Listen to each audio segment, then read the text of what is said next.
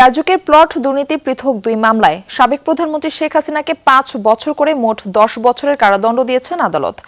সাবেক প্রধানমন্ত্রীর পরিবারের বিরুদ্ধে প্লট দুর্নীতির আরেক মামলার রায় দিয়েছে আদালত। শেখ হাসিনার সঙ্গে এবার তার দুই ভাগ্নিকেও দোষী সাব্যস্ত করে সাজা দেওয়া হয়েছে। যার নামে প্লট সেই আজমিনা সিদ্দিক রূপান্তিকে দেওয়া হয়েছে ৭ বছরের কারাদণ্ড।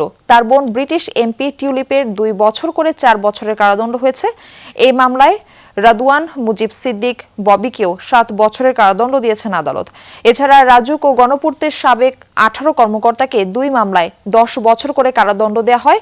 ঢাকা চতুর্থ বিশেষ জজ আদালতের বিচারক রবিউল আলম সোমবার এই মামলার রায় ঘোষণা করেন। আদালত পর্যবেক্ষণ দিয়েছেন যে তারা মিথ্যা হলফনামা দিয়েছেন। তাদের নিজ নিজ নামে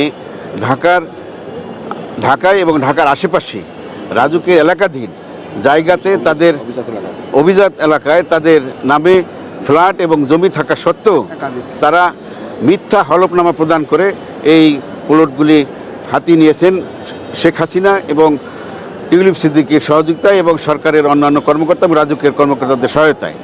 দাঁত কি ডিটারজেন্ট দিয়ে মাজেন? তাহলে ডিটারজেন্ট কিভাবে টয়লেটকে ঝকঝকে পরিষ্কার করবে? তাই বেস্ট এভার হারপিক। ডিটারজেন্ট না, বেস্ট এভার হারপিক নিন।